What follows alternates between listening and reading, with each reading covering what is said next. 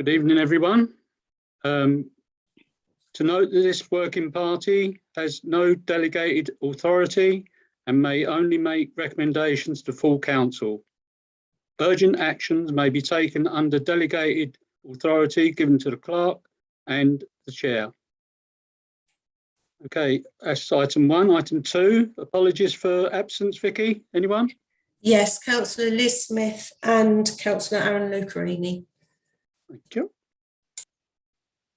Item 3, declarations of pecuniary interest and request for dispensation. Councillor Smith? Yeah, obviously, you know, the applicant for the, so whichever one it was, the Scout Hut TPO, know the applicant personally. And I wish to declare a non-pecuniary interest, the same item, as I know the person personally. Anyone else? No? Right, thank you. Item 4, minutes for the previous meeting. To approve the minutes of the meeting held on the 1st of March 2022. Zoom, you've read them. Can I have a proposer and a seconder before we start? Right, that's Councillor Dave Smith is proposing, and bear with me, and Councillor Brown is seconding it. Okay, all those in favour, please show. See, I can't see myself at the moment. You have to bear with me. That's me. Okay. Yeah, that's carried. Thank you. Item 5, matters arising from those minutes. Can you scroll up, please? Thank you. 284. Any comments? No. 285.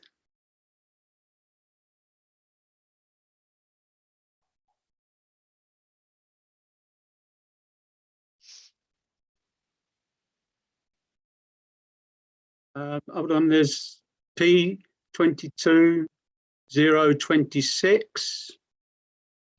I presume that's all gone through, Vicky, yeah? Yes, it has. I've submitted that. Right, thank you very much. Right, next page, please. Which is 286.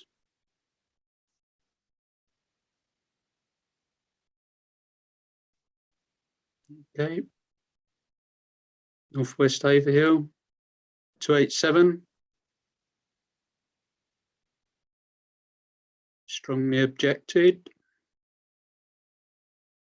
288. Is the appendix.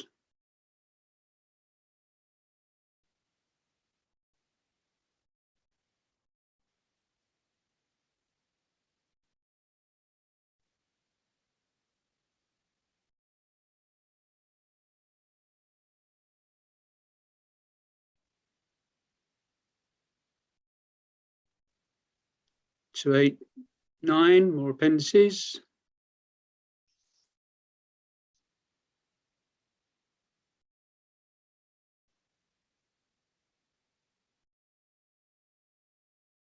Any comments from councillors?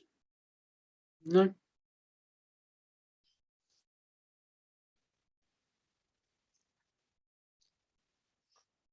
Thank you very much. Right, item 6. This next one is Alison Cornish, Town Planner for Taylor Wimpey. Presentation of the scheme at the Arboretum, Phase 2.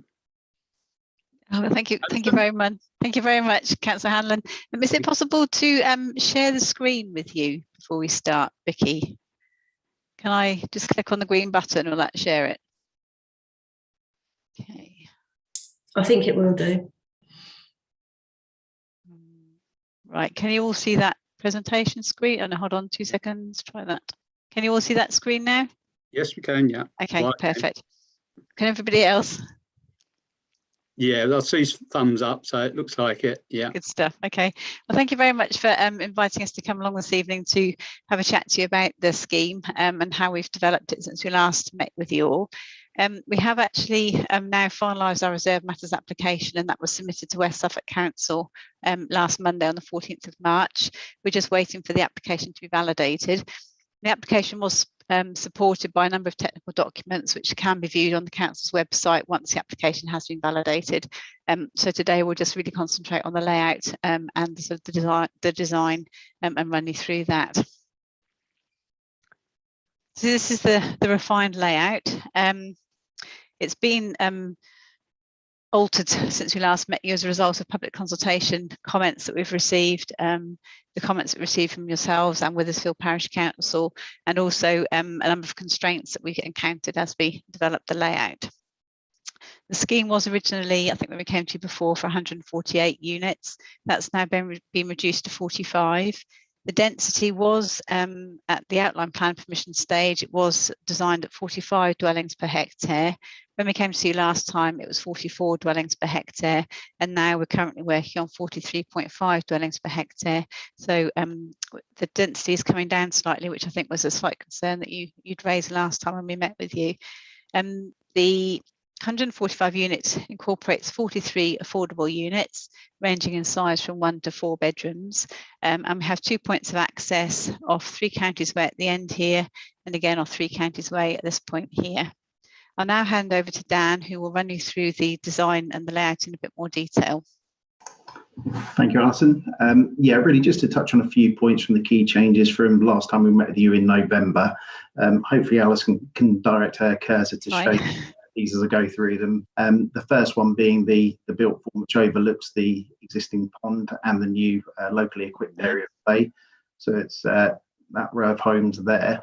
The council did request that we build in a stronger frontage, more windows overlooking those spaces to ensure it feels safe, and obviously being such a prominent street scene, something that's more in keeping with phase 1 opposite also. In addition to that, in that northern section of the development, you may recall we had some what we call sort of more heavy areas of frontage parking just along that northern boundary, with dwellings backing on to the existing tree belt to the north. And we have actually designed that out now at the request of officers. And as you can see, we've now got buildings that overlook that green space and beyond, which we think will be more attractive from further outside of the development. In addition to that, one of the strongest features of the development was off of 3 Counties Way as you enter the southern parcel. And we've got the tree-lined avenue with some hard paved areas. All along, the council were keen for us to try and create an attractive arrival square in that space, and we've worked hard to make sure the buildings complement each other. The hard surfacing does the same thing, and also, as I said, we retain the important street trees in that location. On the subject of street trees, that's something that we have looked to build into the development as a whole, and to ensure their sort of long-term success, ensuring that future residents don't look to take those out, diminishing the quality of the streetscape. We'll be looking to put those into a private management company, again, to maintain those for the long term.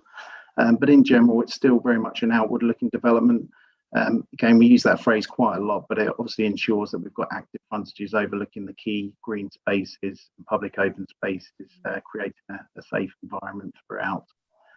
We will come onto it on the next slide, but we have also moved some of the affordable housing around. Probably a good time to go to the next slide, Alison, where I can elaborate on that. There is a 15-unit cluster restriction on the affordable housing. So you can see at the moment we've got those placed in 3 particular tranches, just to ensure we are in compliance with that, which also means that the housing is well integrated with the private housing to provide a good blend of housing throughout the development. Just going back to the private housing, the mix that you see before you here is very similar to what we showed you back in November. Literally just 1 or 2 changes of the house type accommodation, particularly on the private side of things. So that's mainly 2 to 5 bedroom housing, which does include 6 apartments, just that northern section with the red rectangle. In terms of the affordable housing, it's all due to be NDSS compliant. As I said, we've got 15 unit clusters maximum, so it's well distributed across the site. A variety of 1 to 4 bedroom homes. That does include some 1 and 2 bed apartments, but also 2 to 4 bedroom housing as well. 4 of those apartments on the affordable side are due to be M42 compliant, so that will help provide some options for future accessibility and functionality for any future users in that regard. But the affordable housing mix has been agreed with the housing officers at West Suffolk, so they are generally happy with what we're proposing here. Into the next slide. Thank you, Alison. Then if we've got Connor. Oh, yep, sorry, Connor. Thanks, Dan. These are images of the existing Arboretum development and the adjacent nursery. So we'll be using materials that complement this on phase 2 to create a cohesive scheme throughout. So as you can see, it's mainly buff brick and slate roof tiles. So if we go on to the next slide. So these are the indicative street scenes showing these materials. So we've got that buff brick and slate roof tiles to match phase 1. We're also using neutral renders and some brick detailing to add a bit of texture. The scheme won't be tenure specific, so if you look at the bottom street scene, these are some of the affordable plots, and you can see we're using the same materials throughout, so there's no difference between the open market and the affordable units. And we've amended the flat block, so we've replaced the flat roofs that we had before with this new pitched roof. I think that was a comment before as well. Okay, then this is a plan showing the building heights that are proposed for the development.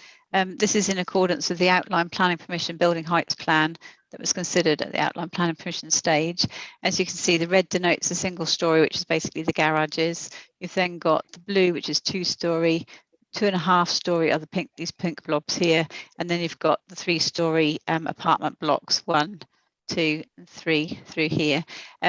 Some of the comments that we had when we did the consultation exercise were concerned about us preserving and protecting the residential amenity of those properties closest to the site, and really the ones that are closest are the ones off Rutherford Place here and obviously Hanchett End here. So what we've done is in this area here, which is obviously the most sensitive location, we've looked at setting the houses back as far as possible from the top of the banks on both aspects there. You'll see in a minute when we look at the house types, we've hit the roofs away from both this boundary and this boundary. We've removed any windows in these side elevations here, and the house that's sort of most affected is this property here. What we've done is made sure that we've aligned this proposed house here with this house here.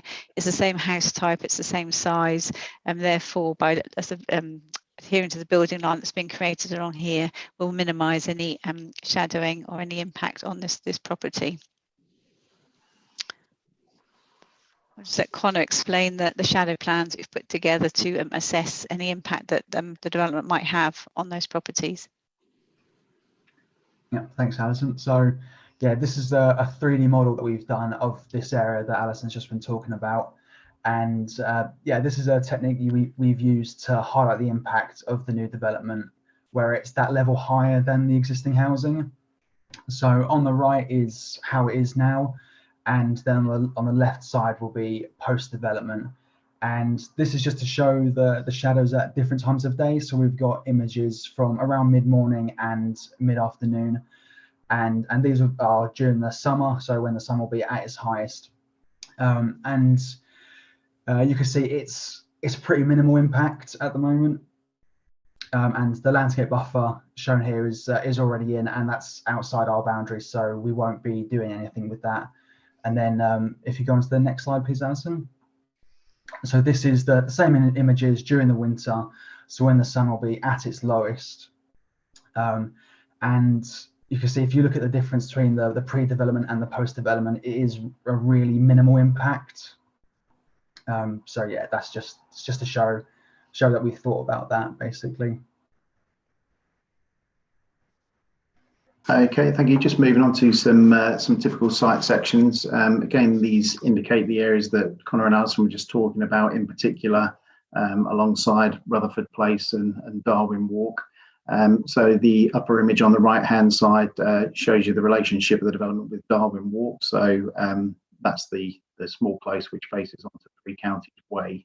And as Alison alluded to, we are looking to slope the roofs of the proposed buildings, again, to minimise any overshadowing, and also looking to remove any windows that might provide overlooking opportunities also. But importantly, the sections do show the retained landscape buffers, which are prevalent throughout the whole development. So again, we have looked at that sensitively and obviously offset the new buildings from the boundary as far as possible, again, to minimise any future issues. Thank you, Alison. This next section just shows the closest property at the top to the epicentre building. Again, just shows that the ridge line of that building is comparable with the top of the epicentre building. So we're not looking to go beyond those levels. But again, one of the larger landscape buffers between the development and that building is due to be retained. And just at the bottom as well, another sensitive area is obviously on the back of the existing nursery, which is located there. That's right. And again, we've flanked the new house behind that particular building onto the boundary. Again, no windows, slope roof, and retention of the landscape buffer. So again, this is really just to demonstrate that we are plotting our homes as sensitively as possible given the surroundings. And just moving on to the landscape master plan, there's just a few areas on here that we would highlight. The first one is the LEAP, the locally equipped area of play that we've already referred to. It's where Alison is circling now. Again, this is fully in accordance with the approved master plan and obviously sits centrally to phase 1 of the development to the east and obviously the new development. It's obviously located alongside the existing pond, although it has got sufficient buffering. And we do have a slide with more detail on that we'll come on to next, but I will just go over those other areas that I just wanted to comment on. We've also alluded to the existing landscape buffers, which surround pretty much all of the development phases, which again will be fully retained and also bolstered with additional planting, just to beef those up in essence where that's appropriate. So that will form part of our proposed landscape proposals. In terms of adoption of those areas, at the moment it's most likely that they will go into private management, so that's something that we would set up at the appropriate point in time, but that would at least ensure that that is maintained for future residents, so it doesn't become unsightly. Also mentioned the existing pond. Again, we're not looking to do a great deal with that, although we will be proposing some additional aquatic planting, again to enhance that area as much as we can. And in addition to that, we also mentioned about street trees being an important aspect of this development. So we've obviously got those located, particularly at the site entrance off Three Counties Way, but also where some frontage parking is located.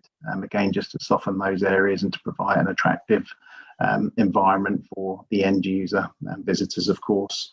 But in our opinion, it's very much a landscape-led development. As was in many areas phase 1, and we're really just looking to complement that phase, which is, in our opinion, flourishing rather nicely. This is then the play area in more detail, and we have consulted with the nursery on this. We had a meeting with them in February. They said that the points that they had made originally to JNIC, we have encapsulated within this layout. They had wanted one point of access into the play area, and then they wanted the play area itself fenced and planted to provide security and also sort of screening, but keep it green and but keep the planting, so the area was visible as well. So what we've done is we approached the nursery with 2 or 3 different layouts, different mixes of equipment, and this was the one that they recommended that we sort of go with. A wobbly bridge here as opposed to a tunnel, because they said obviously a tunnel can lead to some antisocial behaviour and things. And we're creating a sort of very much a 3D play area here with mounding of earth and things to create interest. We have a basket swing here and a trampoline, which the nursery advised us would be usable for less able children. And we have the outdoor classroom, which can be used by the nursery or anybody else wanting sort of storytelling sessions or whatever. And then this is a sort of basically a graphic image of what the play area would look like looking from the entrance there, with the nursery building being on the left here. And this shows you the range of equipment that we're proposing to include, which we think this play area will be well used both by the nursery but also the children coming into the area into phase 2, and also existing children that currently live in phase 1. As I say, the nursery were very supportive of this scheme, and we're really pleased to see that it was going to be put in finally. Okay, so just onto the ecological aspects of the scheme. A ecological enhancement plan has been submitted with the Reserve Matters application. So there's quite a lot of detail in there that breaks down these particular images in a lot more detail. But starting off with the first one, we are looking to introduce a number of hedgehog holes and highways, just to ensure that any hedgehogs entering the development can circumnavigate the whole development in a safe way. So that's something that we do on all of our developments now, I might add. Second image at the top is the introduction of some wildflower. You may have picked up on the previous play area plan that we are looking to provide some of that around that particular space, but you'll find that throughout the development to help encourage wildlife in particular. The next one, we're looking to provide some high vernacular mounds, which are obviously good for sheltering and basking areas for amphibians and reptiles. A lot of these are due to be placed close to the existing pond. Just in the bottom left, again, looking to introduce lots of bat and bird boxes that will be incorporated into the building fabric to ensure they are permanent and provide safe havens for such wildlife. In the middle, we've got the native hedges, which again, something we're looking to provide throughout the development, particularly where we need to bolster existing hedgerows as well. And finally, we mentioned about the aquatic planting that we'll be looking to use to bolster the planting around the existing pond as well. But as I say, these are all features included in our enhancement proposals submitted with the Reserve Matters. And finally, we come on to the sustainability credentials for the development. As you're probably aware, the building regs are changing. New parts LNF are being introduced this summer, with implementation due for next summer, which will capture most of the development at Haverhill. How we're proposing to meet the needs of part LNF are to use fabric first, a fabric first approach. So that includes of air tightness and insulation, and those types of things, but then also add in hot water heat recovery systems, as well as gas flue heat recovery systems. And each house will be provided with an electric vehicle charging point, whether it's attached to the house itself or via a pod point post where the parking is remote from the house. And then you'll have heard talk of the 2025 Future Home Standard. This is a sort of a diagrammatic illustration of how Taylor Wimpey will be complying with these requirements once they come into force in 2 or 3 years' time. It's probably unlikely that Haverhill will still be being constructed when we're required to comply with these requirements, but these are the sorts of things that we'll be looking at implementing if in fact we are still building houses on Haverhill at that time. And obviously on our other developments we'll be incorporating these features. So that is a sort of a whistle-stop tour of our proposed development, setting out sort of the details which hopefully you'll find interesting. We're happy to answer any questions or take any points that people wish to make now. Just also to advise you, obviously, as you're very familiar, once the application is validated, the council will be sending you out a formal consultation request, at which point you can have input again into the process, and there will be a lot more information on the website that you can access, which might give you answers to some of those questions.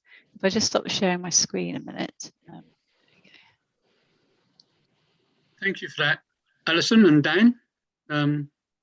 Very good, and very good as far as the sustainable housing is concerned. I wish other developers in Haverhill would do the same. Anyway, Councillor Brown. Yeah, thanks, Chair. Thanks, team from Taylor Wimpey, much appreciated. A few things. Why don't you incorporate the sustainability stuff that's you're going to bring in 2025, you're saying that we wouldn't hit that.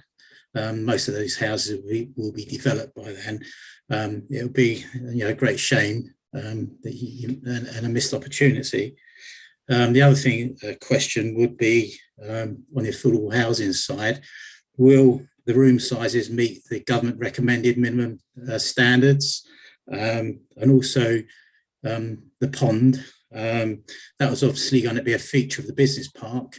Will it be safe for youngsters and residents quite near to the playground? Just a few concerns, like the idea of a pond, but a few concerns around that depth, how steep the banks are, etc., how it's going to be maintained. If anyone could answer those questions, please.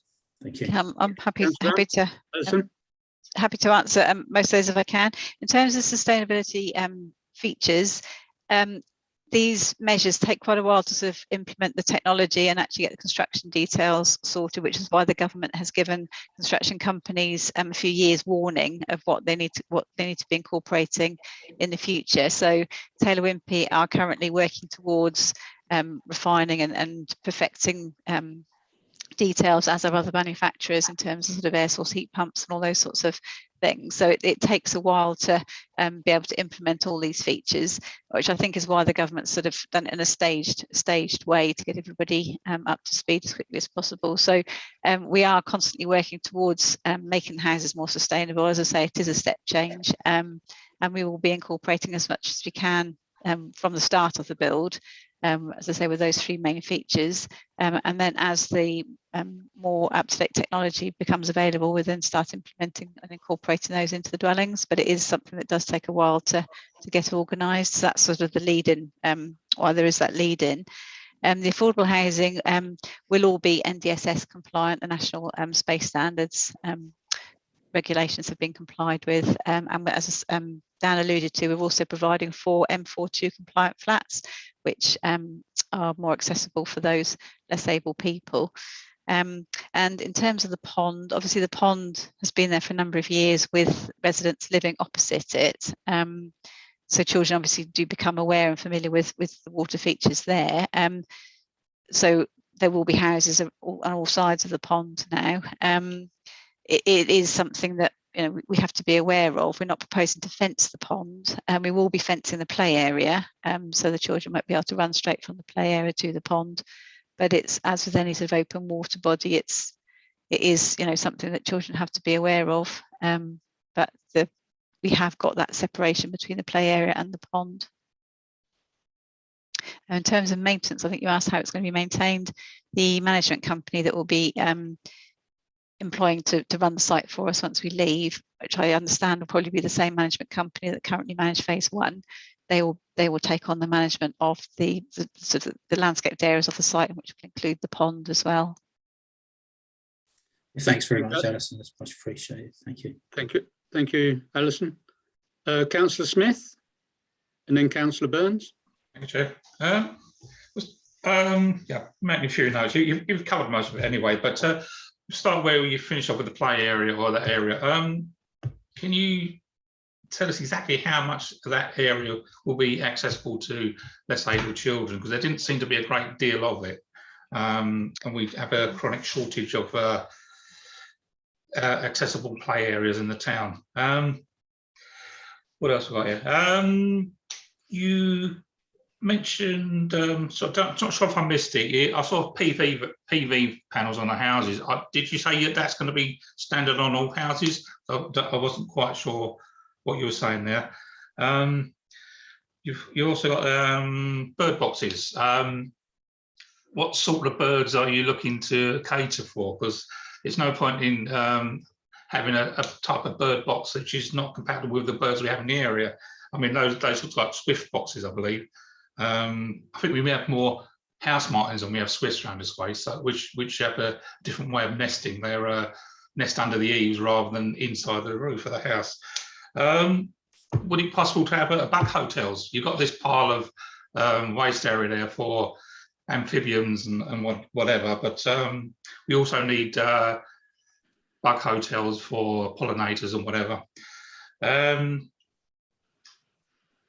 Where are we? Have you had any discussions with the county council about adopting these roads, or is that again going to be managed by a management company, or is it parts? I mean, obviously you've got some areas that are brick paved. Are they going to be left to the private owners?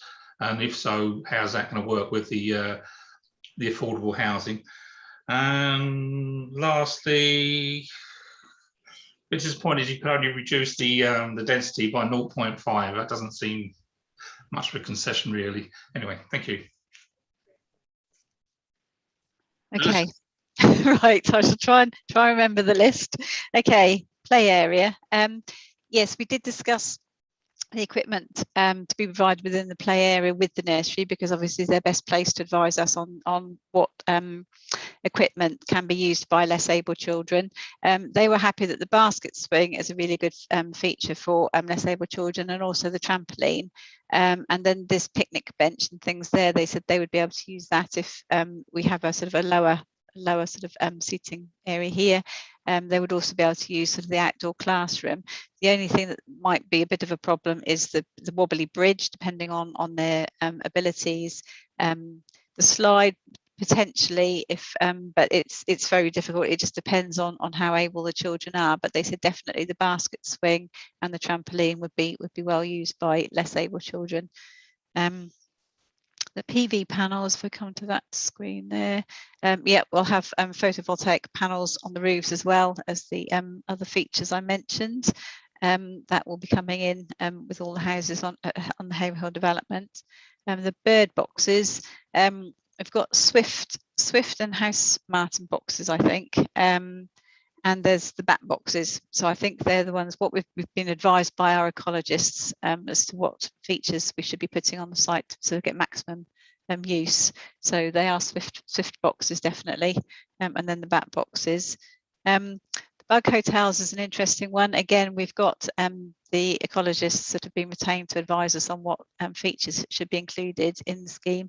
And I can't see any reason why, sort of alongside the Vernacular, we can be creating bug hotels. It might be something that, you know, the nursery and the local children want to get involved in creating features like that and things as well. So it's very much a work in progress in terms of what we're providing on the site, and we will be liaising closely with the ecologists if we're lucky enough to get the Reserve Matters permission granted. The roads, if I go back up to layout, the roads, this is the end of Three Counties Way here, which will be adopted up to this sort of area here. So the adoption will carry on there, and this area in here. And then you've got other areas which are going to be shared surfaces and private drives. So they will come under the umbrella of the management companies. So as I say, the grey areas are the bits that are going to be adopted by the Highway Authority, and then the other surface sort of treatments denote where you've got shared surfaces and private drives. The density, as you're aware, the outline plan permission was granted for up to 155 houses, which when you look at, we've got 145 here, and how dense it is, that was incredibly dense. We have looked at all the constraints that are on the site, and also providing a good mix of house sizes, and that is sort of the optimum number that we've come up with here, which will deliver a density which is very similar to the Arboretum phase 1 on this side of the road. Thank you. If I'll just come back to Yes. You say you've consulted with the play group. Wouldn't it be better to consult with the disability group about what they seem would deem to be necessary? I mean, the swing is all very well, but that's no good for somebody who's in a wheelchair, you know, or somebody in an assisted chair. That's not going to work for them. So something like a roll-on roundabout or something like that, something, you know, that could be usable. So, and again, going back to the adopted part of the roads, or the unadopted part, I guess it's been run by the management company, as you say, but my concern is the affordable housing. If it's social housing, people are going to be coming and going. I mean, how's that going to work? Do you know? Okay, just to go back to the play equipment, as I say, we did have a number of different combinations of play equipment that we discussed with the nursery. We sort of feel that they have a range of children that attend the nursery, and they are basically best placed to advise on play equipment that is best suited to needs. We've also got a set area of space that we can use. Therefore, we have to be a bit careful about what equipment we provide where, to make sure that, you know, children don't get hit in the head by a swing and that sort of thing. So you do have to have a considerable amount of space around each of the bits of play equipment. We did discuss the idea of a specific roundabout for wheelchair users, but the problem was that needed quite a lot of area, and also would then have precluded possibly 2 or 3 other bits of play equipment. You would have just ended up with the roundabout and then lost probably 2 or 3 other pieces of equipment. So we discussed with the nursery, and on balance, what we've proposed now is what they thought gave a good range of equipment for a range of abilities, both able-bodied and less able children, that would meet the nursery's needs, but also obviously the needs of the wider community as well. In terms of the roads, the shared use areas in front of affordable units will be treated exactly the same as the sort of shared use or private drives in front of the private housing. Most of the affordable housing will be taken on by the RSLs, and they will have responsibility for those sort of communal areas, if you like, working alongside the management company. Thank you. Thank you, Alison. Councillor Burns. Right. Thank you, Alison. I've lost Dan. Where's he gone? Somewhere else there, and Connor. Yeah, it's interesting about the 2025 future proof. I mean, my son is about to take possession of a Taylor Wimpey home, in brand new one, in 2 or 3 months' time, and it doesn't even meet the 2021. Says it's got no solar panels, nothing, you know, nothing else. Which I'm a little bit disappointed about. I know it's another division of Taylor Wimpey in a different area, but it just worries me that we're not thinking about the future. Even you know, the technology, most of the technology is still there, even if the building regs don't necessarily say you have to use it. So I'm a little bit worried about that. Going on about the management company, I get extremely worried about management companies, not only on the fees that just can randomly just go up at any rate of knots as you want, but also the fact that we have a whole, you mentioned Hampshire End. I don't know if you're aware that virtually the whole of Hampshire End now has got no management by anybody, the council, no management company, nothing. So we've now got things like 25 street lights not working, and all the residents have been told by everybody is, oh, you have to pay. Well, it's not in their deeds, it's nothing else. You know, who's going to fix all this? So I know it's a common thing about this these days to do this, but management companies go bust, developers go bust. It just happened with one of the streets in Haverhill, which has not been adopted because the developer went bust. So we, you know, just be wary of that, please. The play park, this is an interesting one. I'm assuming this play park is actually for the residents of the Arboretum estate, not for the nursery. The nursery is a private company, I think still owned by Janick, the building itself. Why are we not even consulting West Suffolk, who've got years and years of experience in play equipment for both disabled and other abilities? So I'm a little bit worried that you're just going to the nursery, who may not be there in 10 years' time. You know, they may disappear, who knows? I couldn't see it on your plans. And you mentioned about the master plan. Remembering the master plan was actually designed for, you know, industrial use.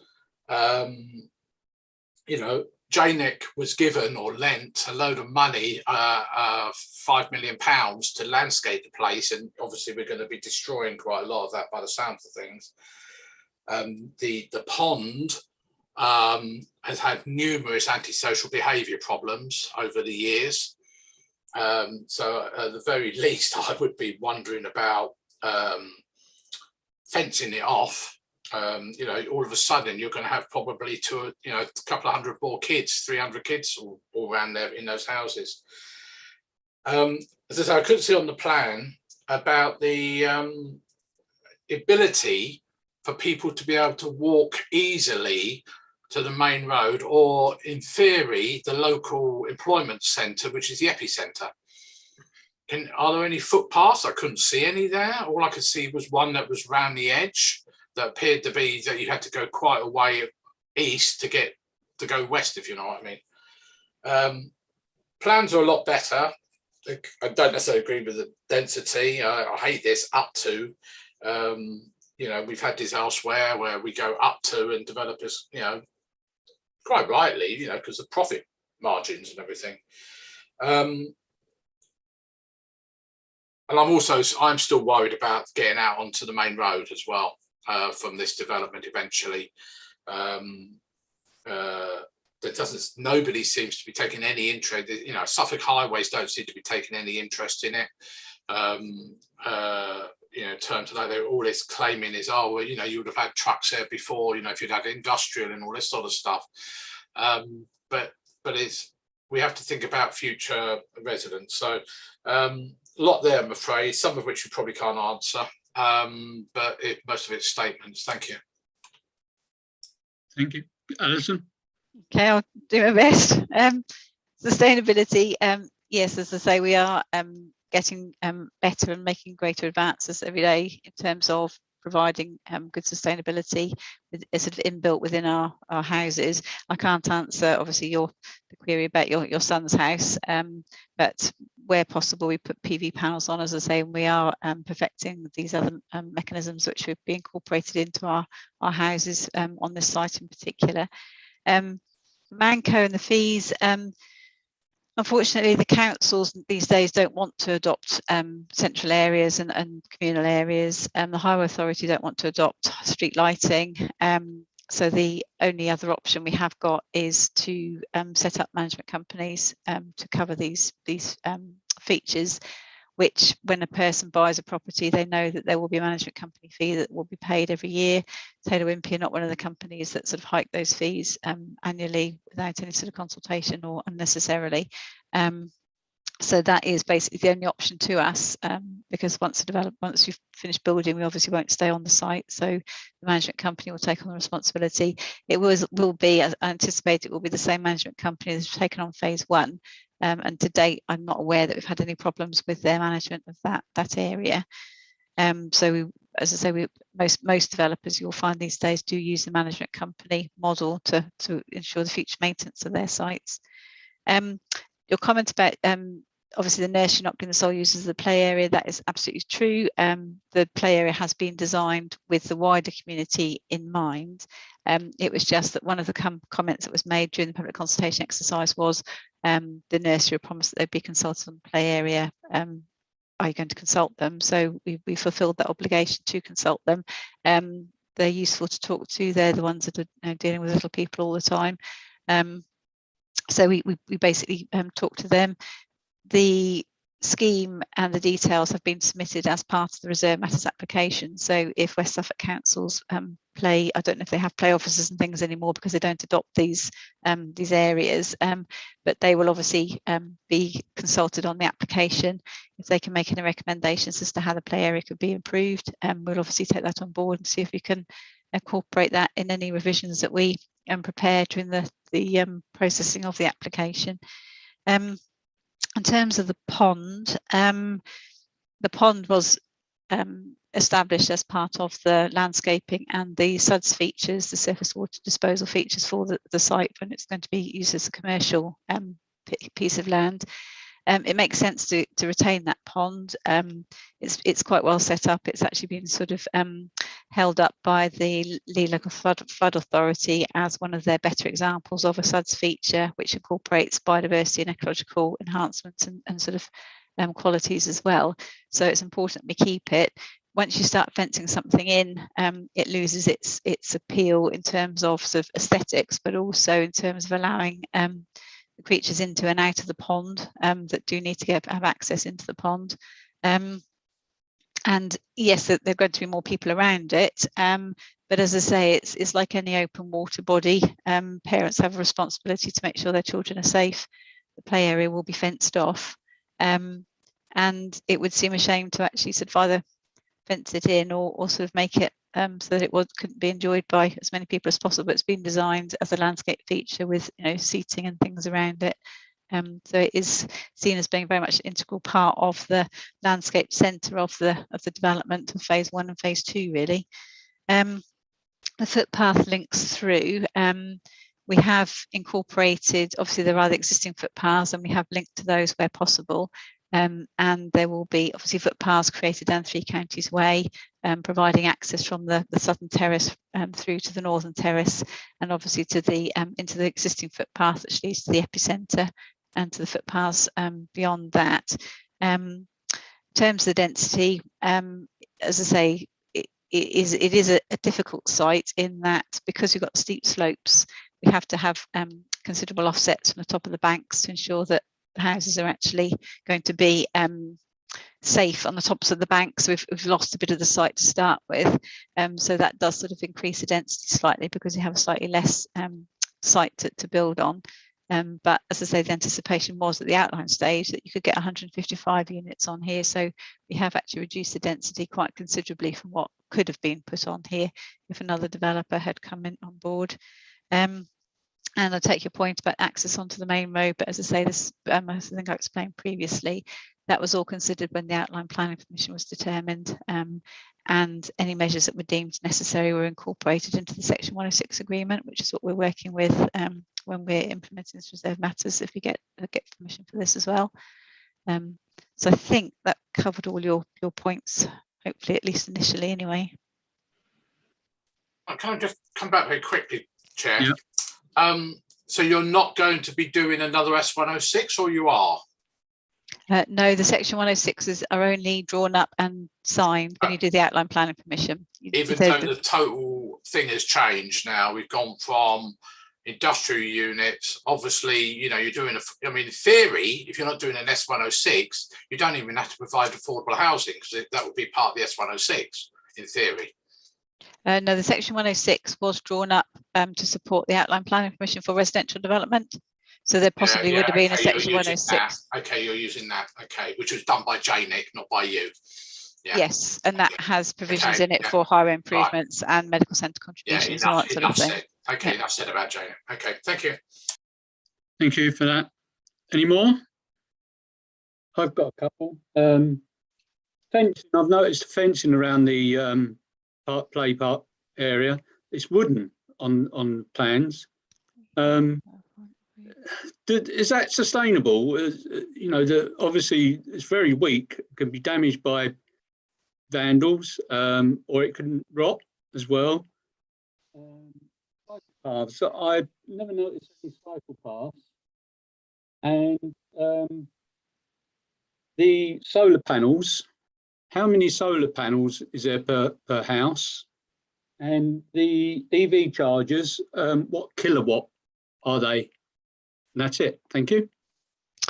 Okay. The play area, we've chosen wooden picket fencing because that fits in with the character of the play area generally, really. If you look at the retaining structures that are around the development already, they are the half-round wooden sort of posts, if you like.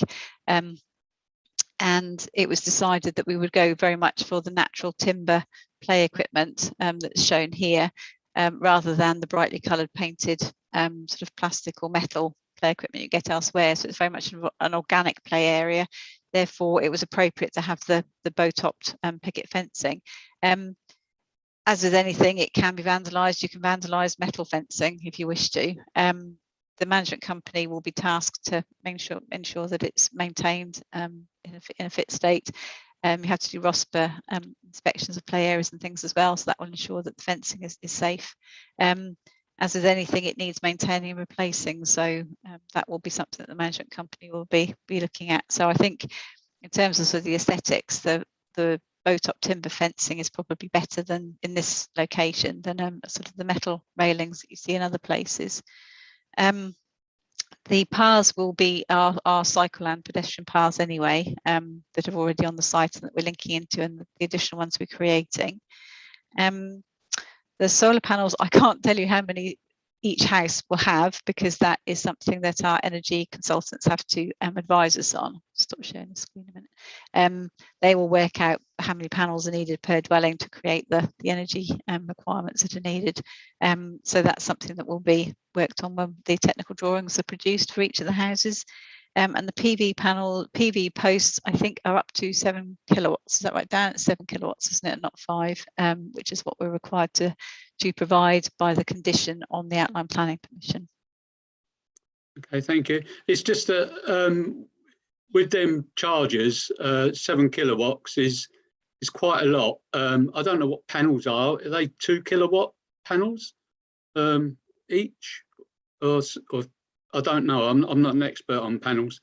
But as I say, if you only, I saw 6 panels. The old place had just got 6, haven't they, for each house? And I was just wondering, that will that be enough for charging electric cars, 7 kilowatts? Because electric batteries are quite, they're getting bigger and bigger, in cars, and I just wondered if them sort of 6 would be enough, if it is 6, that is. Yeah, as I say, I don't know how many PV panels will be put on each house. That will be something that will be designed at the technical stage. But in terms of the electric vehicle charging points, they will be powered by your standard main supply electricity. And we've been advised that we have sufficient capacity within the energy package that we've been allocated for this site to be able to charge or to service 145 vehicle charging points. So they won't be generated, or the electricity for those won't be generated by the PV panels on the roof. Right. Okay. Oh, it'll just be for other than that, right? But it's it's still going to be costly for the people. Anyway, they'll have their energy bills very costly as well. Right. Okay. Is there any more, because the time's getting on now, really? Councillor Burns. Yeah, just one thing I've forgotten, Alison. It's probably gaining more of a statement of a question. We have big problems with sewage, runoff, not runoff, that's the wrong word. The capacity for sewage on that side of town, down Withersfield Road, considering the sewage works on the east of town, remember, where we actually have the Haverhill development, sorry, no, not Haverhill development, the Watergate development.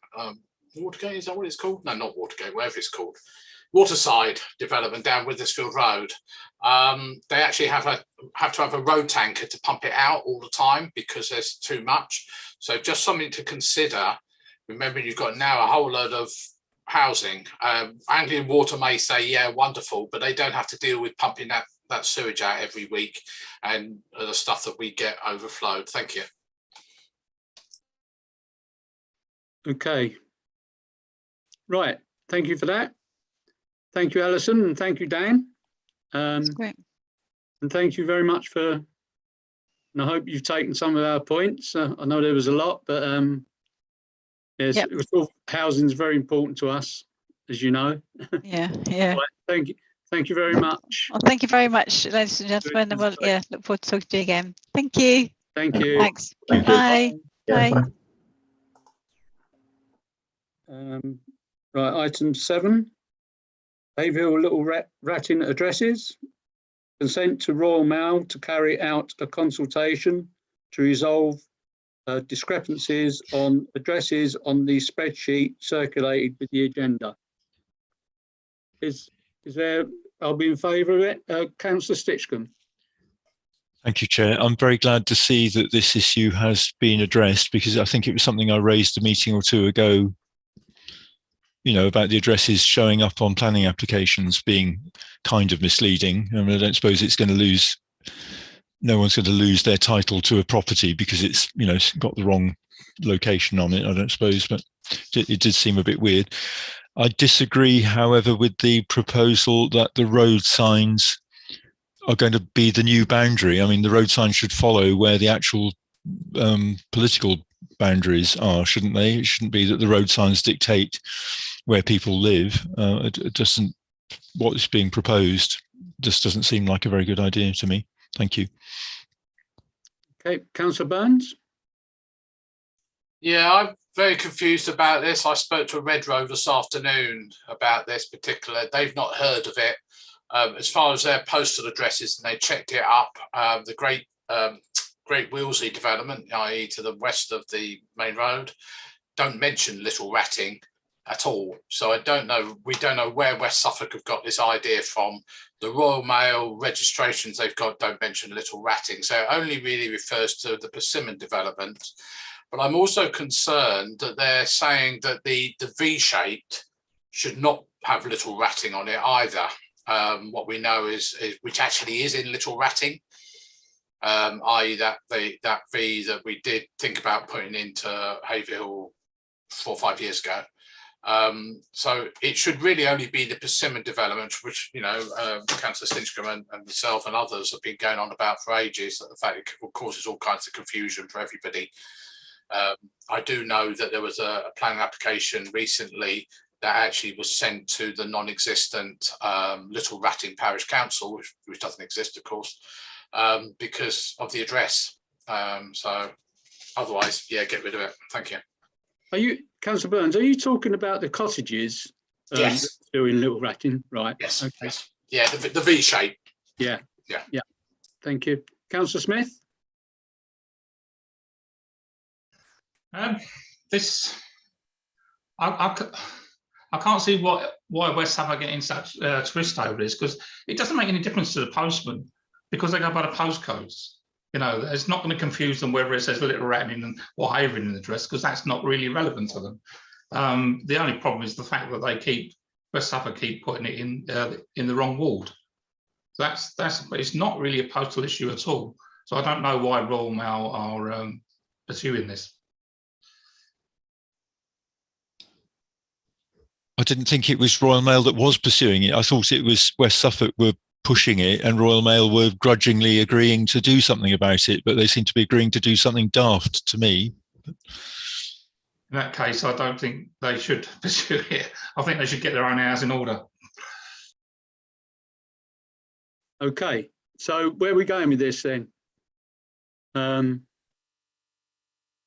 Vicky, what do you want us to decide on this? Obviously, we've got a couple of objections to it. You know, what Councillor Smith and Councillor Stinchcombe, what should you know? Do you want to put your comments in there and sort of vote neutral on this, or for or against it? Colin, can you help us out here, please? Can you just try and explain to me exactly what they want to do? Do they just want to take Little Ratting out of the address? Is that what they're saying? Yeah. Yes. Yes. Pointless. So do you agree with that, Councillor Smith, that to take that out? I just think it's a waste of time. I think it's just a non-issue. My primary objection is to using road signs to determine addresses, or, you know, any description of where a property is. It should be based on what district it's in or what town it's in, not where a road sign happens to be, because road signs can be misplaced, can't they? And they can be moved around. So I'd go for neutral. I will propose neutral, but with those comments included. Okay, Councillor Burns. Yeah, just fundamentally, West Suffolk got it wrong in the first place. Or in fact, St Edmundsbury got it wrong in the first place because they put Little Ratting in the address when they did the application. That's all it's down to. But what you've got to be very careful about is they seem to be wanting to convert all the things that really are in Little Ratting to not be in Little Ratting. So all they should be worrying about is the Persimmon development on the west of the 143 that they've incorrectly registered with Royal Mail as Little Ratting. That's what they've done.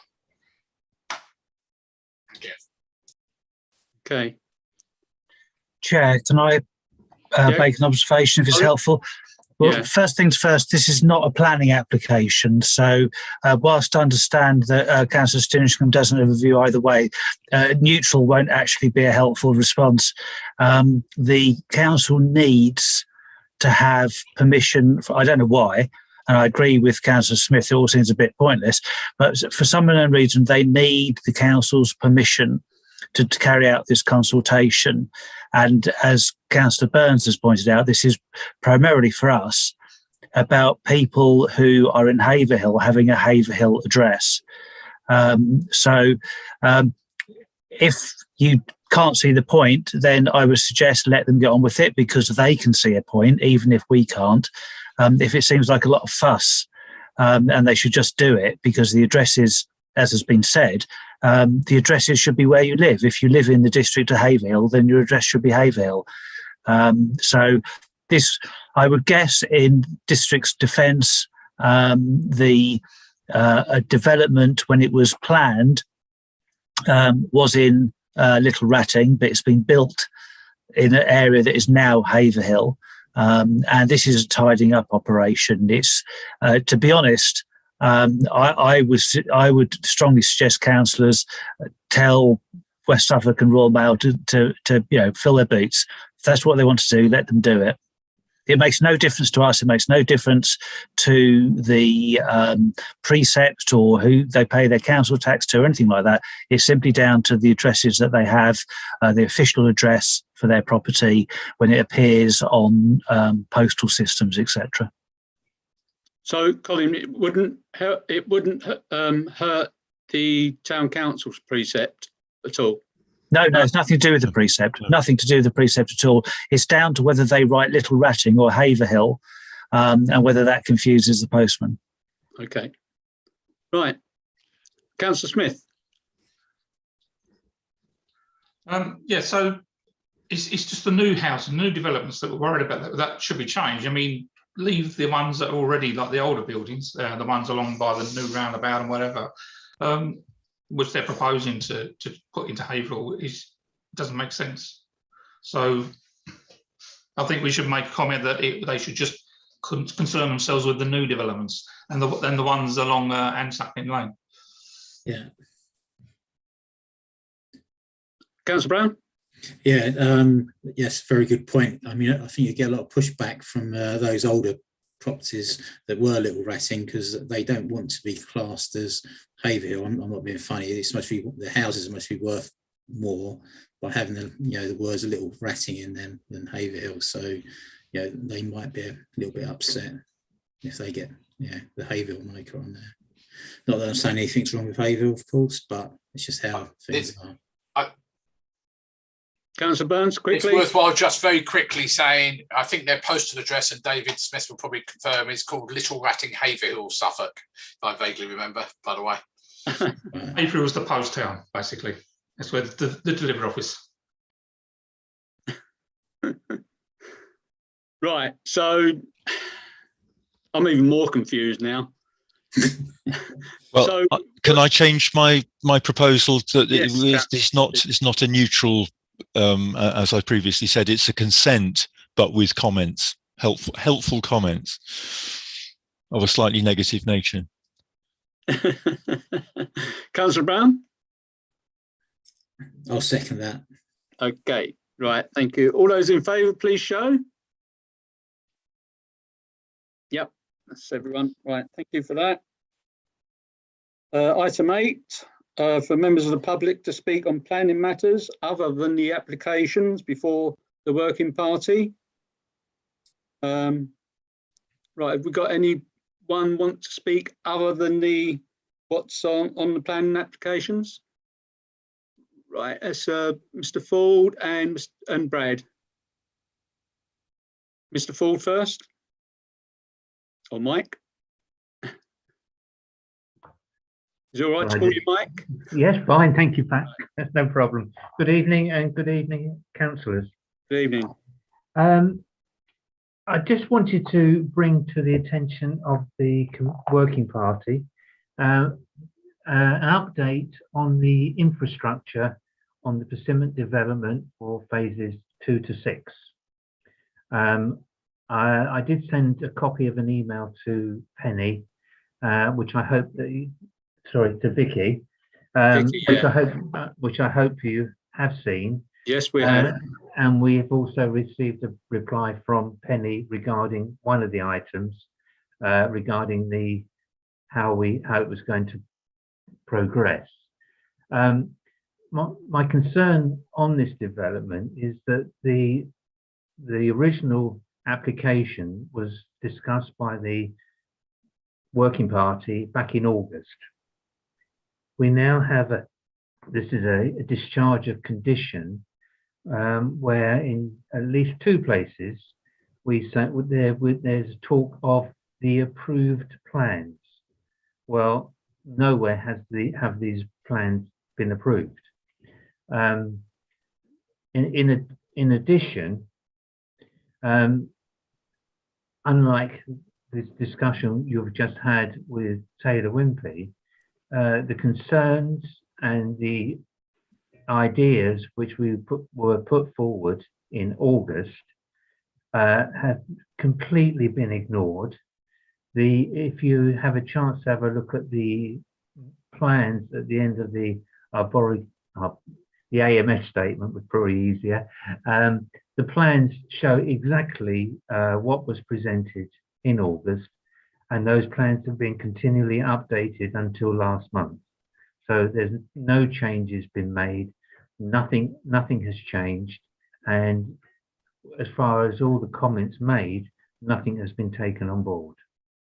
And there are serious concerns that generally we are not being listened to at all at West Suffolk or anywhere else. Thank you. Thank you, Mike. Thank you for that. Brad?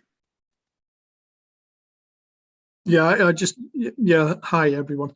I just want to add to what Mike's just said, really. I mean, that there's been a 300 person petition gone in from here referring to that road, and it doesn't seem to make any difference. We may as well sit with our heads down a rabbit hole or something, for all the good it seems to do.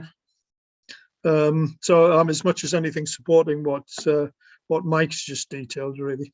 You know, there always seems to be a way that Persimmon can alter the site as they're going along, but as soon as we actually want to alter anything, the whole thing was put in concrete 15 years ago, and I also don't understand that.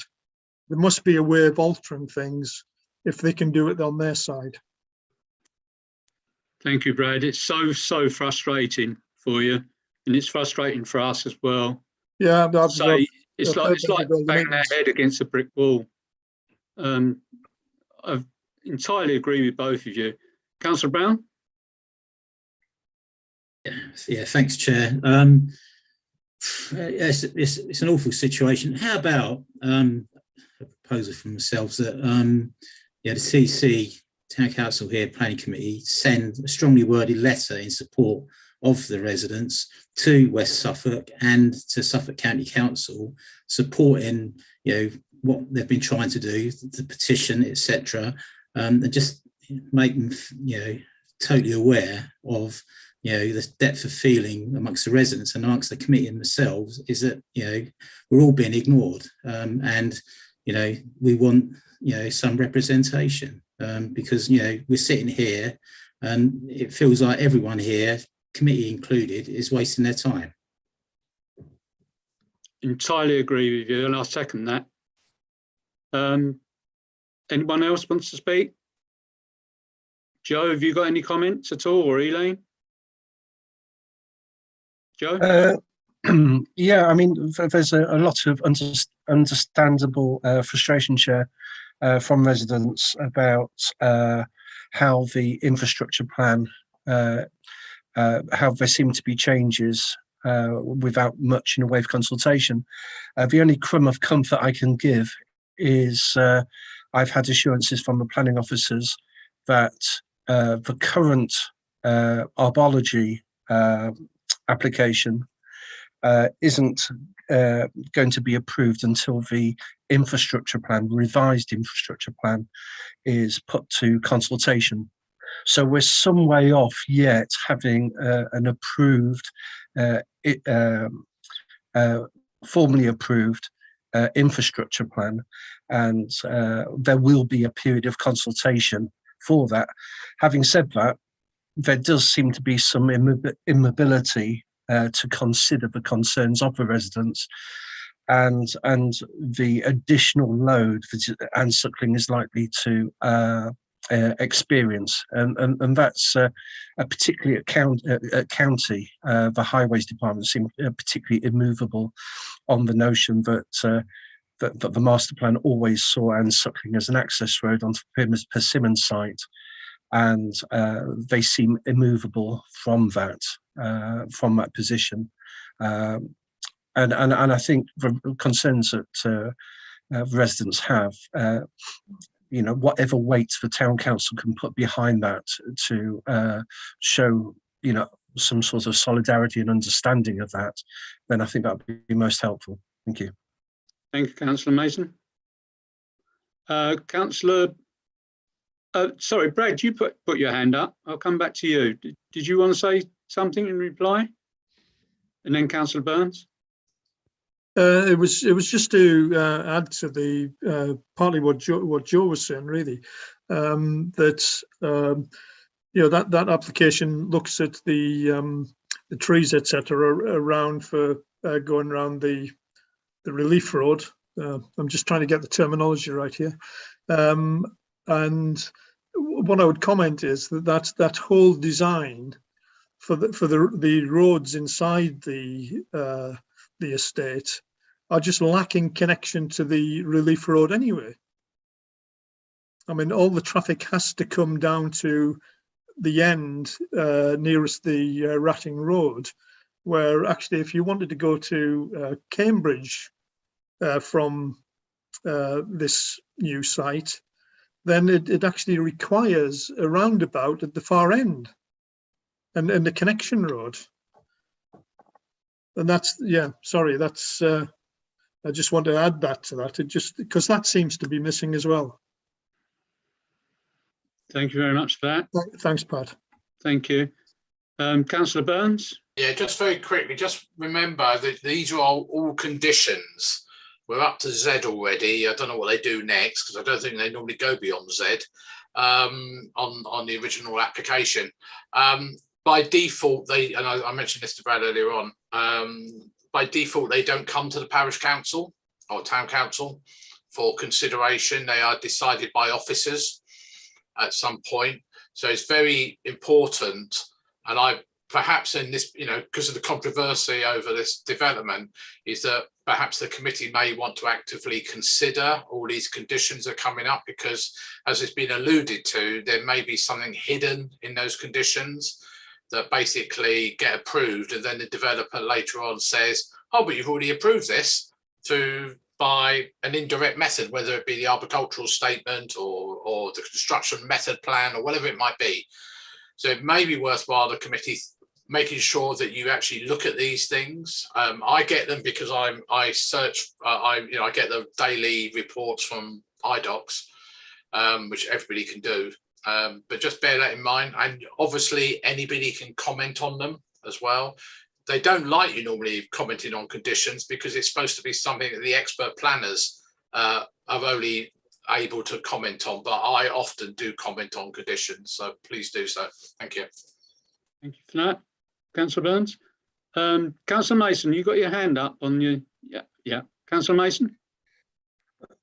Yes, thank you. With that, I'd just like to reiterate again, Councillor Burns is quite right. A lot of these decisions are made by the officers, and the officer in question, Penny Mills, has reiterated to me really quite firmly that this will not get approval until the infrastructure plan it has approval first, and so we're waiting on the delivery of that infrastructure plan and the following consultation period. So whilst there are things on this current plan with the arbology application, none of what is in that will be approved until the infrastructure plan has approval. At least that's what the planning officers have said to me. Thank you.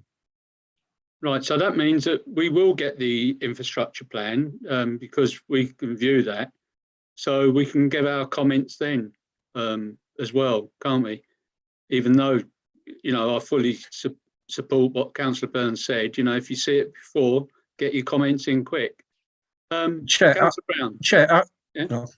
yeah, Councillor Mason, yeah, Councillor Mason. Yeah, just really quickly. I did like the comments earlier where the town council were talking, I think it was Councillor Brown mentioned the concern and possibly getting this in early regarding how the residents feel about their concerns not being listened to and the additional load that is going to be put on Anne Suckling. You know, I don't necessarily see why we have to wait until the infrastructure plan comes out in order for that point to be made, because I think there's already been a lot of concerns raised, and there is a 300 strong petition, and I think any strength that can be added to the elbow provided by the town council would be most welcome. Thank you. Thank you for that, Councillor Mason. Councillor Brown. Yeah, thanks, Joe. You're dead right.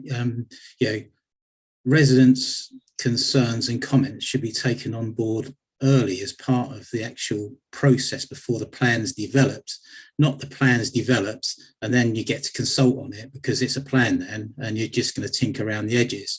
You know, really residents' voices, you know, town council should be, you know, really, you know, taken into account in the formation of the plan. And what you tend to get is that the plan is made together by, you know, the planning experts, and then you get to say your comments after, which is, you know, totally wrong. And this is what's going on here. So what, you know, possibly is going to happen is you're going to get this virtually fully developed plan.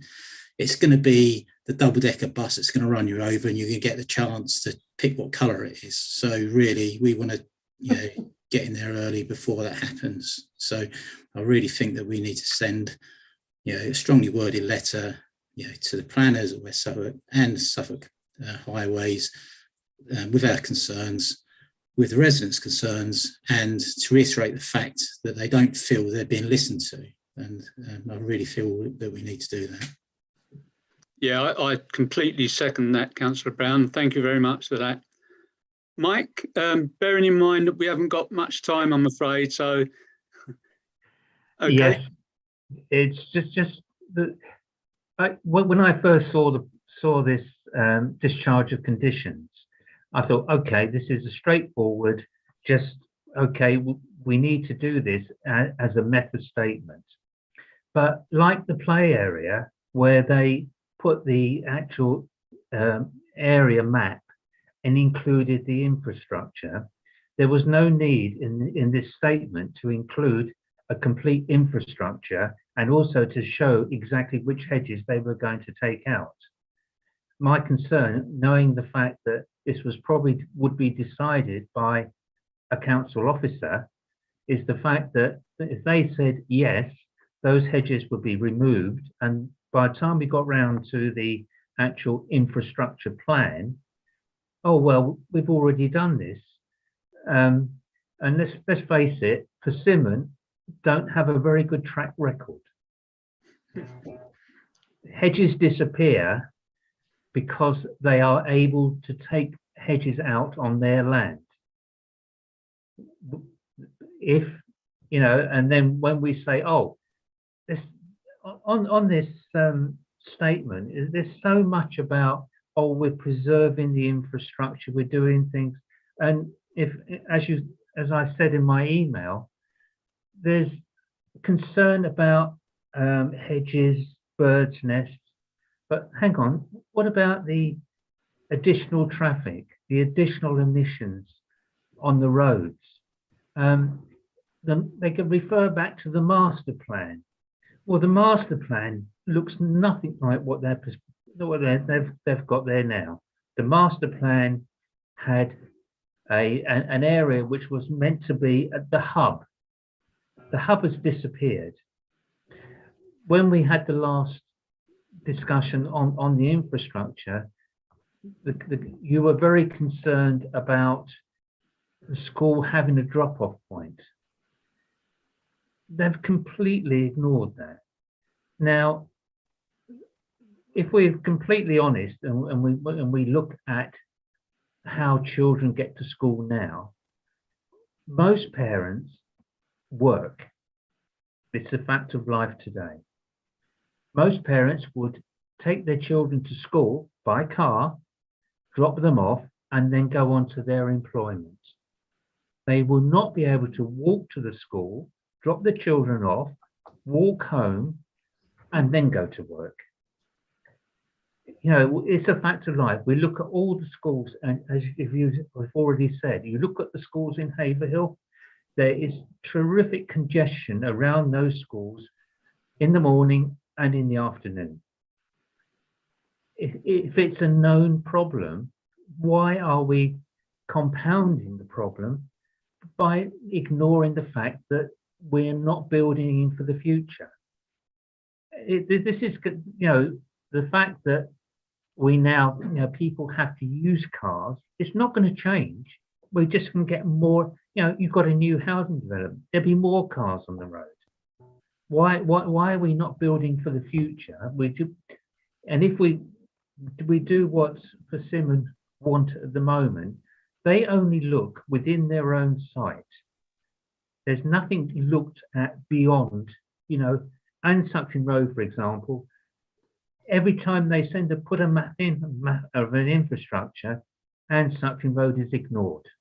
They don't show it. So when that plan goes to West Suffolk or it goes to the county, they don't see where Untitled Road is because it's never on the plans. They have no idea of the topography of the road, the parking on the road, etc. So, you know, I'm very Mike. Yeah, I'm sorry, I've got to cut you off, yeah, really. Fine. Because we fully agree. We've heard this, and you know, I've mentioned that's got to be still consulted about the drop-off point, because I've been pushing that myself personally for quite some time.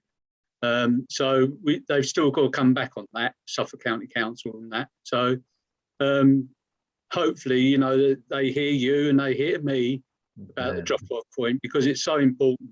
Because we've got a bit of a problem up on the Chalkston Way because of the primary school there with no drop-off point. So they know there is a big problem. Right. Okay. So obviously Councillor Brown is said about a very stiff letter to West Suffolk and to Suffolk County Council. I second that. Can we have a show of hands in favour of that, please? Oh, that's it. That's everyone. Right. Thank you very much, Mike, and your wife, and and thank you, Brad. It's so hopefully, you know, we get somewhere in the end. Thank you very much, and thank you, Councillor Mason, and thank you, Councillor McManus, for attending. Thank you. Okay, the next one on the agenda is item 9, which is considering planning applications to West Suffolk Council. I will invite members of the public who wish to address the working party in relation to a planning application to speak ahead of the working party, considering each application in turn. Okay, let me find me. Right, which is list B. There's nothing on list A. List B, which is application 1, DC 22-0285HH, small a, single-storey rear extension, following demolition of existing conservatory. Small b, insertion of larger window to ground floor, front elevation. And this is 7 Aspin Close. Any comments on this one, on application 1? No? May I have a proposer for neutral on this one, please? Councillor Davison. Can I have a seconder, please? Councillor Brown. All those in favour of neutral, please show. Okay, thank you. Application 2, which is DC 22-0339 TPO. This is TPO 209, open bracket, 1994, close bracket, tree preservation order, which include 4 beech, blue on plan, open bracket, blue on plan within G1 on order, close bracket. Remove all limbs, overhanging boundary fence. This is Haverhill Scout and Guides. This is trees, rear, this is what it says on here, but I've heard it's not.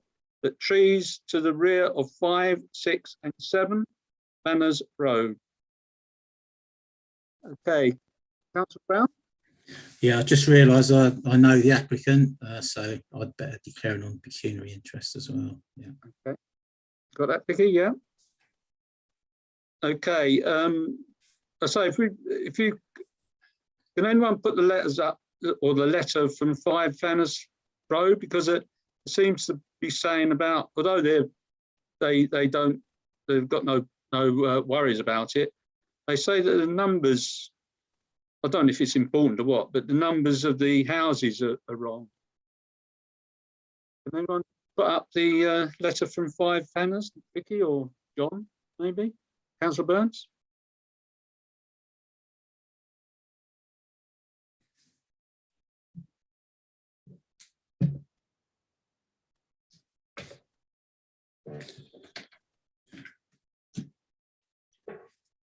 I think it's a, yes, they're saying it's numbers, which is a sort of second to last paragraph, numbers 2 and 4 Banners Road.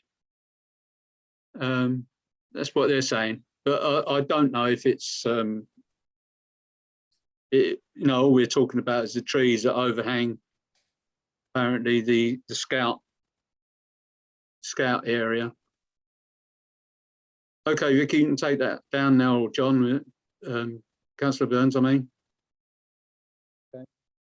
Right, any comments at all on this? Oh, Councillor Davis.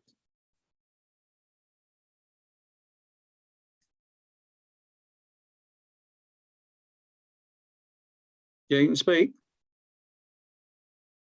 I think it is irrelevant as to which number it's behind. If you look at the pictures that are attached, the trees do need to be cut back because they're coming over the fence. So I would say we are definitely in agreement for it to be done. Okay.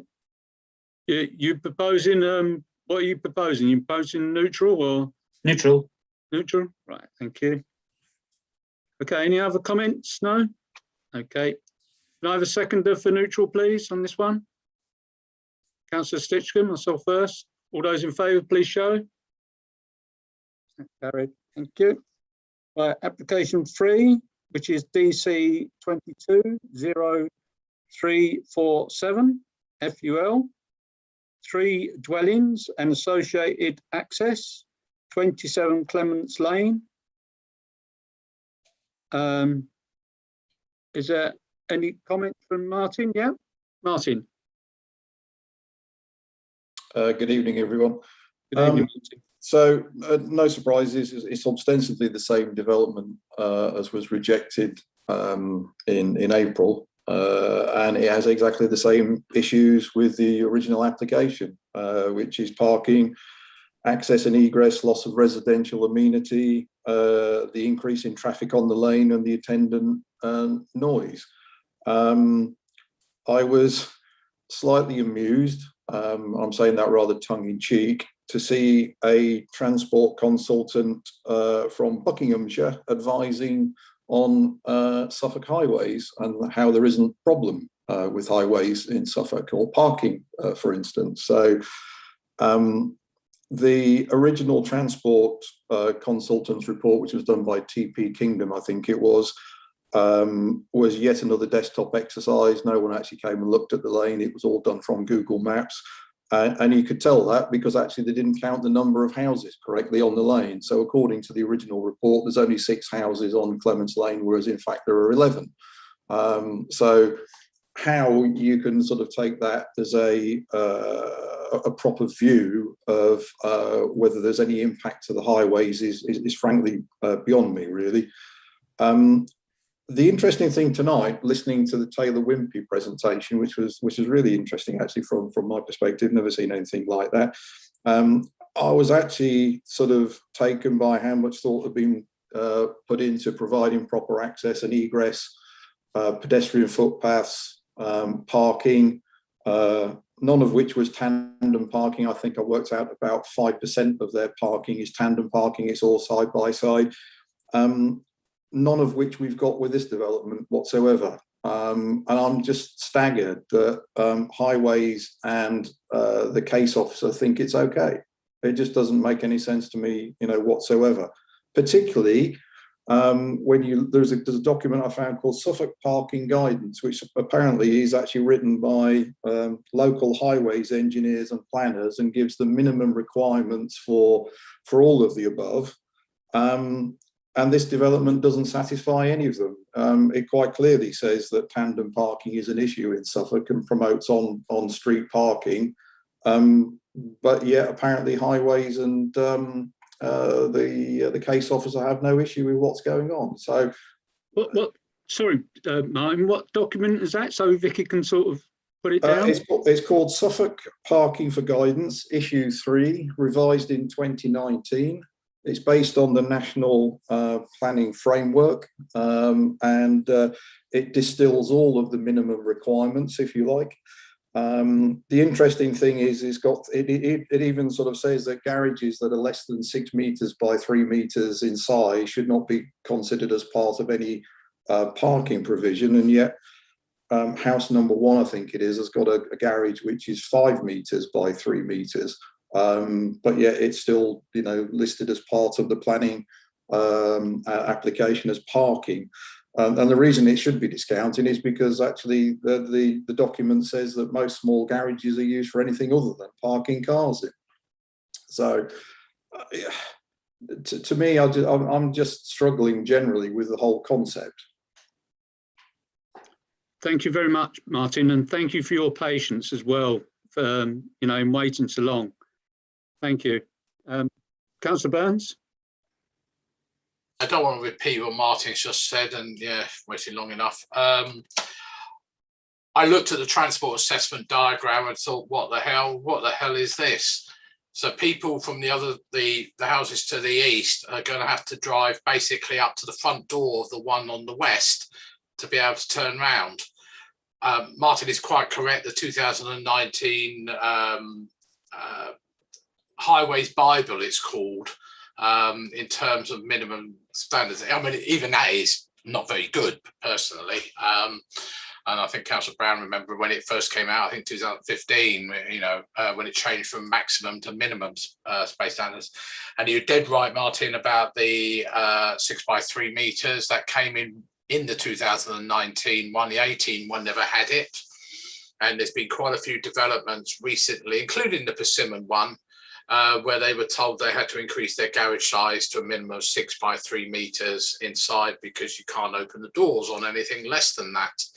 I know Councillor Lucarini is going to put comments in. He can't be here tonight, but I was a little bit, I was totally surprised by this. You think, well, if you've got problems with parking, put the houses further north towards the Orchard Close thing, so you can actually get something in there. I don't know how they think these cars are going to, and we're talking about cars here. What happens if they're, what about delivery trucks and even furniture lorries? How are they going to get out of the place? No, I think it's terrible design. I think it's taking the mickey out of what the inspector said. I'm pretty disgusted that they were allowed to knock the old building down in the first place with, by the officer taking no account of the thing. The only thing I would say is I'm not aware that Highways have actually commented yet on this one. No, they haven't. They haven't. And also only the previous one. Yeah, only the previous in one. 2017. That's right. The only thing I would say also, and this is to Martin and neighbours in that road, is you need to get those objections in pretty quick. Otherwise, they will just be totally ignored, and as many as you can. But yeah, I think all the grounds that the inspector said before, have come back to haunt us again. Thank you. Martin? Yeah, if I could just briefly say, yeah, we have got a document ready to go, which sort of kind of follows up on the document that we submitted to the government inspector, with obviously photographs of some of the issues that apparently don't exist, but clearly they do in the photographs that we've taken. And I think the next thing is just to understand where this will go next, so that yes, we can actually send some information back to the case officer and register it, albeit I honestly don't think he's actually very supportive of anyone on Clements Lane. Frankly, he's already decided it should happen, as was his position first time round. So perhaps you could just explain where this goes next. Councillor Burns? Well, I was going to say that the planning officer has to remain totally neutral throughout the whole process, as councillors have to as well, in terms of, if it ever came to committee or anything like that, is that he has to take account of all the consultees, whether it's a neighbour or whether it's Highways or, Stanton Airport or whoever it might be. So if you've got any complaints about, you think a planning officer has already made their mind up, then that is totally wrong, and that's grounds for a complaint, of course. If that's the sort of thing you do. They have to do it based on material facts. And the material facts are, at the moment, to me, are pretty obvious, unless I'm reading plans wrongly. And I'm Councillor Smith's on planning as much as I am. So I think need to get your stuff in, get it really good, based on material facts again, not things that are not material facts, as you mentioned about parking and access and all that sort of stuff. And I see Councillor Smith waving his hand. Yeah, thank you, Councillor Burns. Yeah, Martin, put that, what I told you to repeat, put that in as well, Martin. That's very important, because they do tend to look at documents like that, especially if they're legal. If they are, I don't really know legal documents, so you can put that in. Councillor Smith.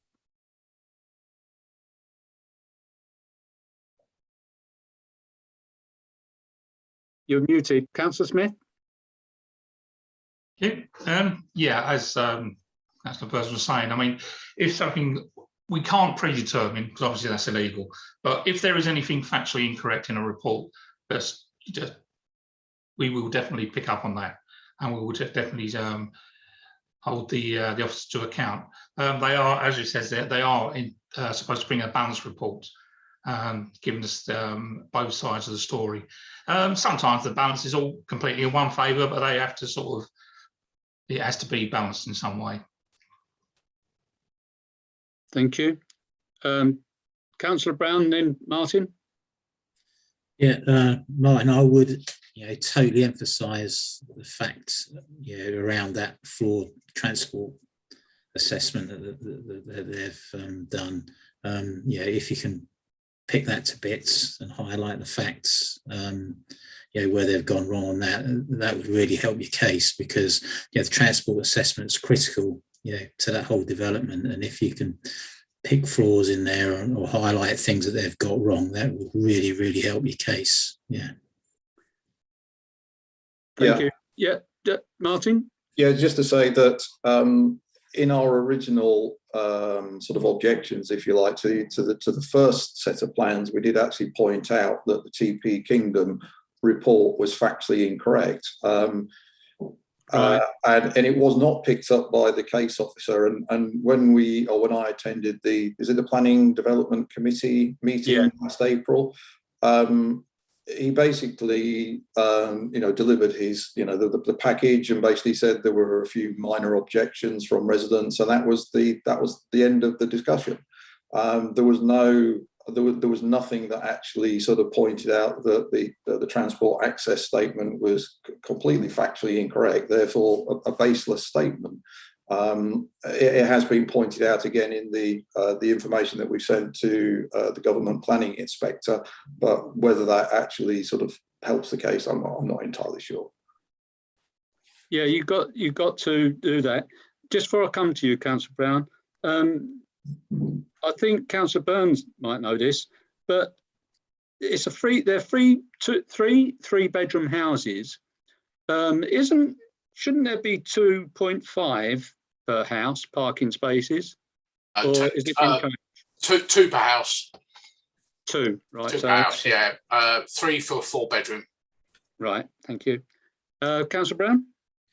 Yeah, just another little bit of help mine. You may be aware of this anyway, but I would make sure that everything, I'll maybe do a joint objection between all the houses there, but I'd also try and make sure you get as many people, because it's a lot of councillors, when they read the papers, they think, oh, there's a load of people in that area object, and that starts to focus in on if there's just one objection or something like that, it doesn't count as much generally. If you've got lots, say, you start looking at it and thinking, oh, there's a lot of people not very happy with that, so numbers do count on that as well. Thank you. Yeah, the last when it was approved last time, 2017, the highway said that they should have cycles, because they approved it, highways, but they should have 2 secured cover cycle in each house. And as I say, that what I can't see on these new plans is any cycle covers or covered cycle areas, because I think they recommended, if I rightly remember, I think there was garages on the last one, but I'm not sure positive on that. But he said about it'd be okay if they went into the garages a cycle cover, because they're covered cycles, but the garages are too small. And the garage now is too small. But I'd say I may have missed it, but I'm just wondering if there is anything. Councillor Davison? Yeah, on the plans there is cycle sheds to the back of properties. Okay, right. Okay, yeah, I missed them then. Right, okay. Right, thank you, Martin. Is there anything else on that? No? Yeah. Can you unmute? Yeah. If I could just briefly say about the cycle storage, I think, frankly, it's a moot point. It may well satisfy some planning legislation, but the reality is that the vast majority of people don't use bicycles to go to work. The issue is how many vehicles will end up parked at a 3-bedroom or 4-bedroom residence, and whether there's actually sufficient space to be able to do it, or whether it actually is going to end up on the road. That's the biggest issue. We've all got, in the nicest possible way, cycles in our sheds that we don't use, but they don't actually help with multi-car ownership and where you're going to park your car. Yeah, I entirely agree. And as soon as people get on cycles and they start riding up and down hills of Haverhill, they find it very, very hard. It's fine on the path, excepting Alan, excepting Councillor Stitchcombe. You just need low gears. Yeah, I know, but it's still hard even with low gears. Some people, So that's why you'll find that a lot of people get bikes and then put them in their garages or sheds and never see the light of day again. That happened when we had the women's cycle race. There was loads of people. They had no shortages of getting bikes because they wanted to decorate the bikes. There was loads of bikes where people never used them. So, you're right, Martin, on what you're saying. Councillor Smith. Yeah, can I just propose then that we object to this on the grounds that we previously objected to the previous application, which basically was the insufficient parking, the buildings being out of keeping with the existing houses in the area, and the access site being too narrow, as we said here, made worse by existing residents using the drive to park their vehicles. So can we just reiterate that for this application? Yeah, and also add to what I said to Vicky, taking note of the, that thing that Martin mentioned. Yeah, the building reg things. The building, yeah, the regulations, yeah. Okay. That's Can my I have a proposal second? anyway. Yeah, thank you very much, Councillor Smith. Can I have a seconder for that? Councillor Davison? All those in favour, please show. Yeah, that's carried. Thank you, Martin. Thank you very much. And sorry about the length of time. Right, I should race on now because it's getting near 9 o'clock. Right, application 4, DC 21 2418 FUL, HMP High Point. This is HMP High Point South. This is a reconsultation. Construction of 3 by 4 story house blocks, new pharmacy, property store, healthcare, education and vocational training, kitchen, commercial workshop and laundry buildings, 3 MUGAs, running track, extension to gatehouse and gym with secure perimeter fence, together with additional car parking, a new off-site property store, landscaping and external lighting. Is there any comments on that, please? I don't know why does anyone know why they've reconsulted? Vicky? They've released some additional documents into the public domain. Right, okay. Councillor Smith? I think it changes anything really. I think we just resubmit our objection. Yep. I'll propose that. Thank you. Can I have a seconder for that, please? Thank you. All those in favour, please show. Thank you. It's carried.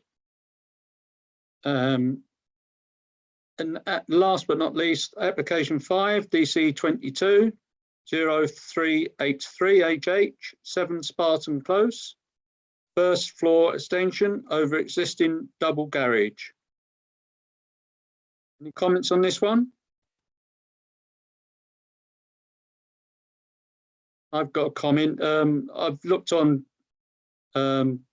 Google, and around that area, it's really, really hard to get around. There's not very off-street parking. There's not many places off-street you can park there, because it stops at a certain road. The road stops, and then it's sort of like a one-way or one very thin part to get to the houses, because Google only shows up to, I think it's property 5 or 4, and then it goes round property 7.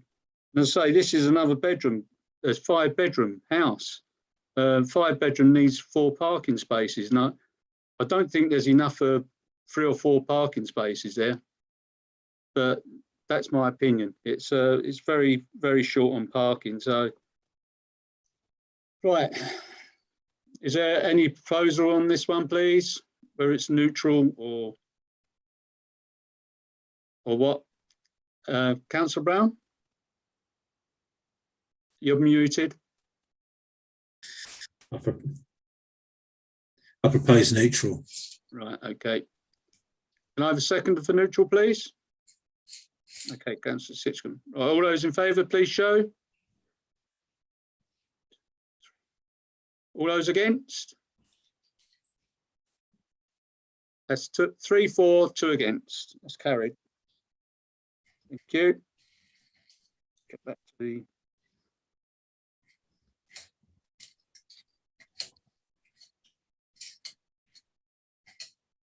agenda. Right, the next one is matters item 10, which is matters to report. Is there any matter to report? Bearing in mind that we did get your email today, Councillor Burns. Thank you for that. Right, Councillor Burns. Yeah, so you've got that. I won't repeat that. Just to say that I've asked the family history group for some more names. They have got the foreign airmen and people, you know, as we commemorated 10 days ago, and some recent things. But I was going to ask Vicky, I think it's worthwhile bringing it back to your next meeting to because there's going to be a serious number of roads on this development on Great Willesey, this is I'm talking about now, that will need names. And I'm talking probably 100, 150 roads minimum. So I think somebody mentioned a theme previously. So that's what I was going to suggest that. The other thing is, just to let you know, and I guess it'll probably be at the next meeting, is finally there's a planning application in for 56 High Street, which is the wine bar cum cafe, whatever it is, in the old appliance shop. They were going to open it up with just an alcohol license because West Suffolk licensing refused to tell them that they needed planning permission. And I've had a real go at licensing about that, but they're just a world unto themselves these days. That will obviously invoke the neighbours getting involved with noise and all that stuff, because there's no mitigation at the moment for any noise levels up to 1:30 in the morning on a weekend.